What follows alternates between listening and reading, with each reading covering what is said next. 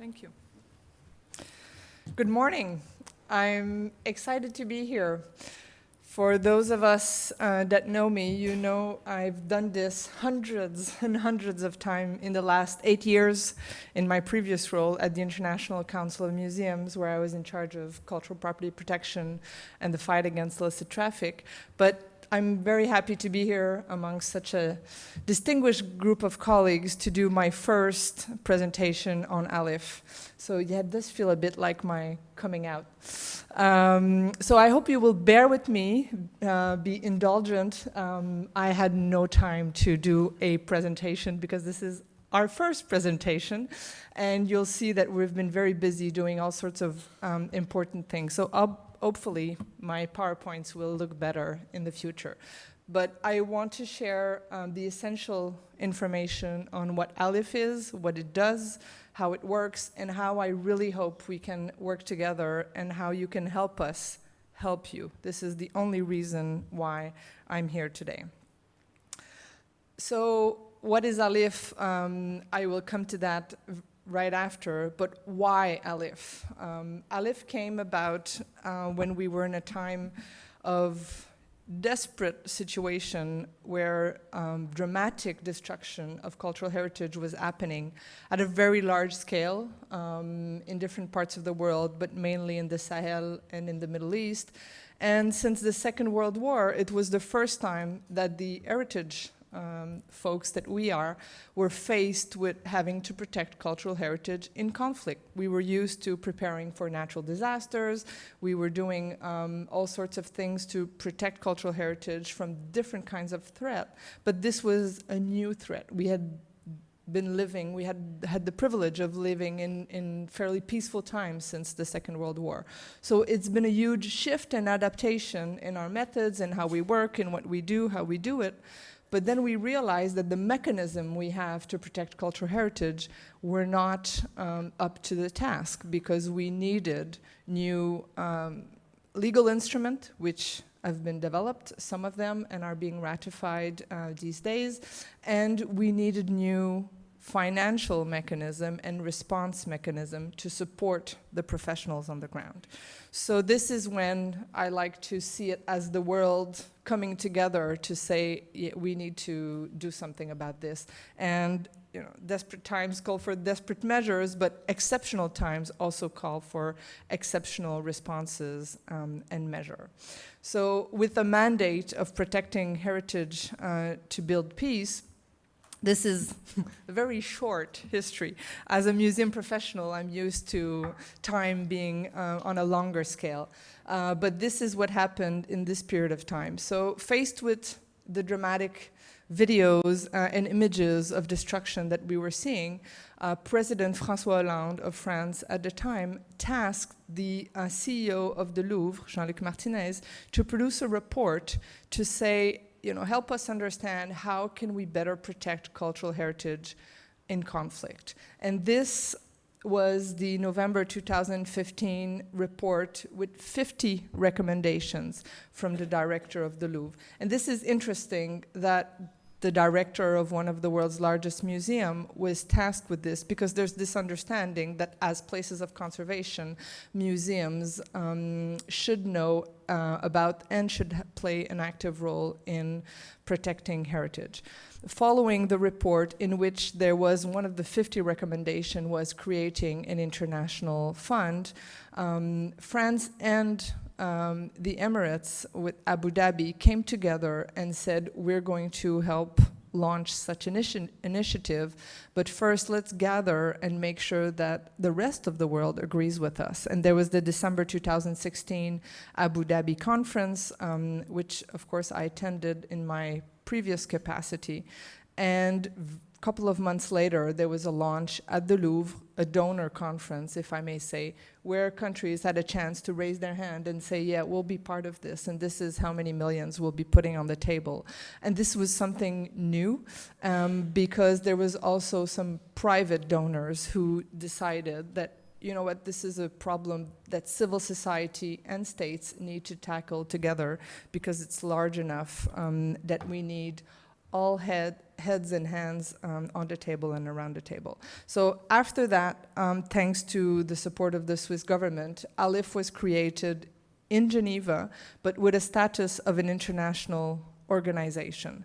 So it's a very unique model. I said, exceptional times call for exceptional measures.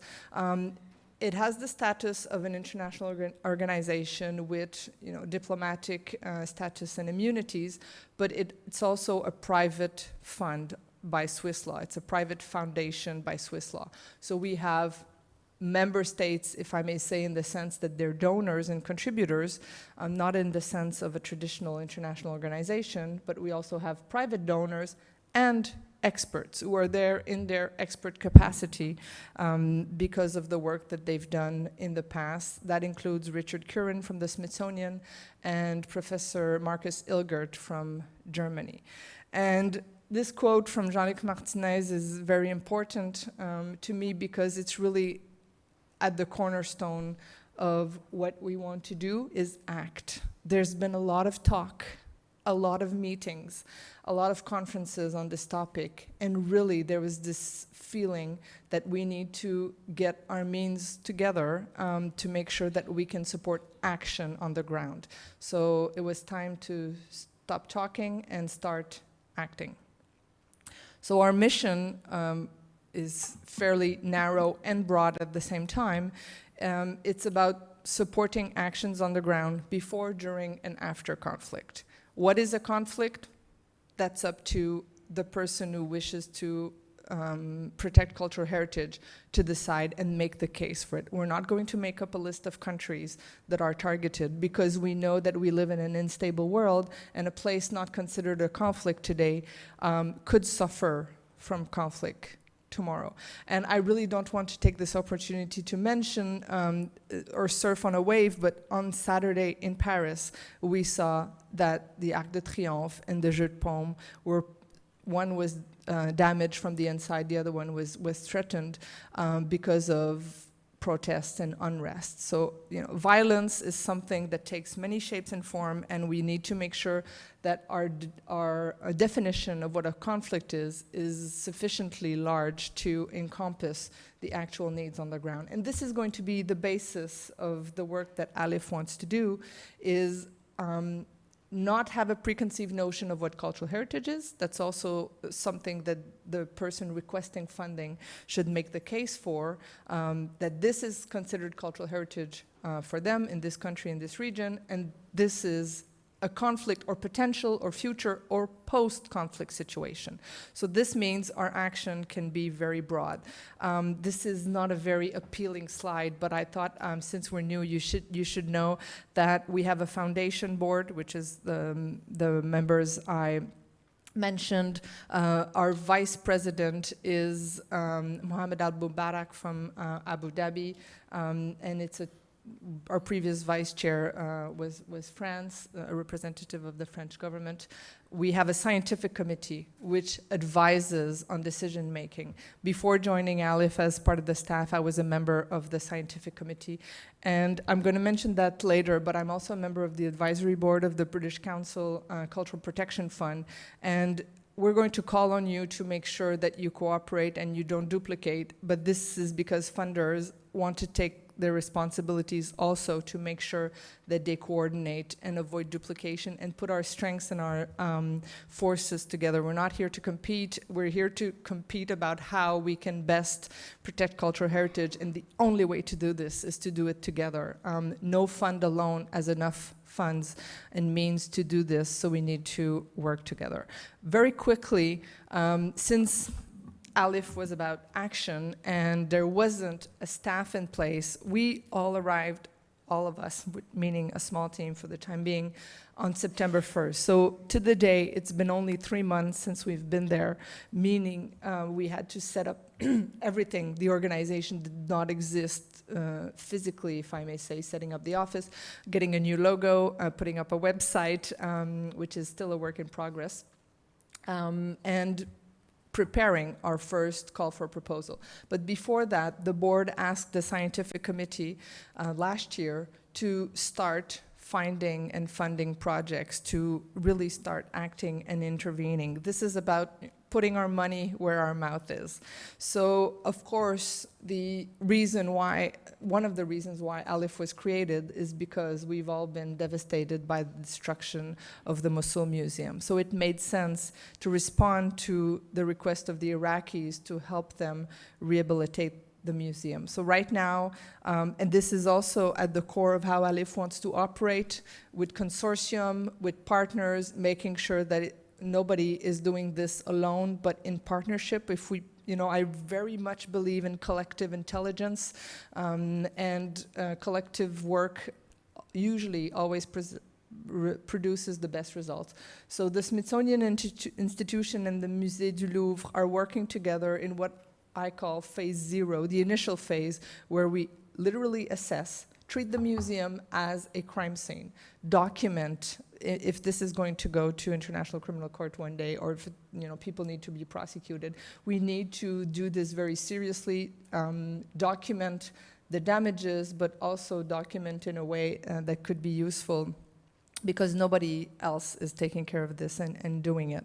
And then the most important part of our work will be work with the Iraqis to see what they want to do with the museum for the future, what they need, and what we can propose. And then in 6 months, we will have what we call in French a feuille de route. We will know exactly what the museum wants and needs, and in how many steps we can produce it, so that we can start funding it and also gathering outside support, because we won't be able to do this alone, but we really want to make sure we can help channel the help that the museum is going to receive towards an end goal that we can get everybody on board. And the other main project that ALIPH decided to fund over the summer is the rehabilitation of the tomb of Askia on the request of the Mali government, also because it was one of the reasons why we thought ALIPH should exist when such destruction in the Sahel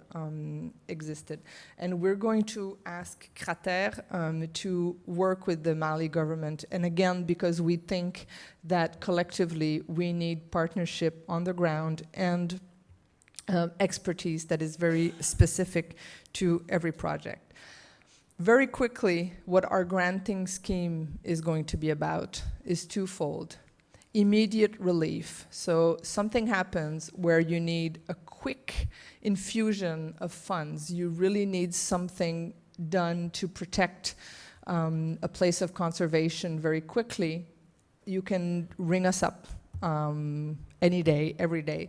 This is something that's going to be ongoing and open, and we will make sure we've committed to studying it and providing a response within 1 month, because we know that time is of the essence. If this cannot wait for the annual call for proposal, then it should be submitted instantly. Those are going to be smaller projects because, of course, usually immediate response doesn't necessitate millions. So we don't have what we call a large grant or small grant, but the immediate relief as an envelope that is lower, of course, because of the nature of the response we're going to give. And our annual call for proposal is going to have 2 deadlines a year and be fairly classic. Why do we do this? Because it's important for transparency. We have public funds, and I think it's important to also have a public call where everybody and anybody can apply.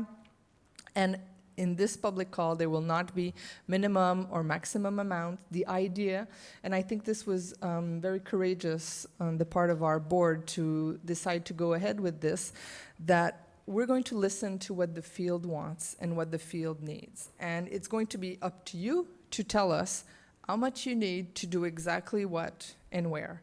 And this is the gamble we're taking.